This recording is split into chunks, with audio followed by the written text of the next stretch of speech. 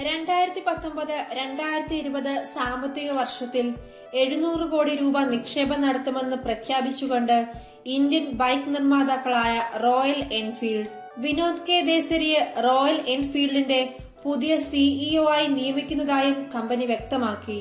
Retro classic bike നിർമ്മാണത്തിന് പ്രശസ്തമായ Royal Enfield Eicher മോട്ടോഴ്സിന്റെ കീഴിലാണുള്ളത്. ഐഷർ മോട്ടോഴ്സ് ആവും 700 കോടിയുടെ നിക്ഷേപം കമ്പനിയിൽ നടത്തുക.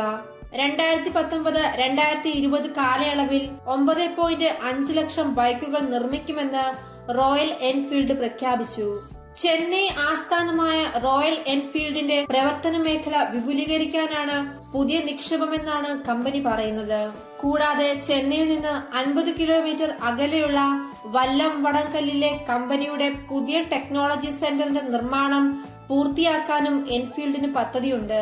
ഉടൻ പ്രാബല്യത്തിൽ വരാനിരിക്കുന്ന ഭാരത് 6 മാർഗനിർദ്ദേശങ്ങളിലാണ് കമ്പനി പ്രധാനമായും ശ്രദ്ധ കേന്ദ്രീകരിക്കുന്നതെന്നും നിർമ്മാണത്തിന്റെ 2ാം ഘട്ടത്തിലുള്ള ചെന്നൈ സമീപത്തെ വല്ലം വടകൽ പ്ലാന്റ് ഈ സാമ്പത്തിക വർഷത്തിന്റെ 2ാം പാതിയിൽ തന്നെ പ്രവർത്തനം ആരംഭിക്കാനും ഉദ്ദേശിക്കുന്നുണ്ടെന്നും ഐഷർ മോട്ടോഴ്സ് MD CEO ആയ സിദ്ധാർത്ഥ് ലാൽ അറിയിച്ചു.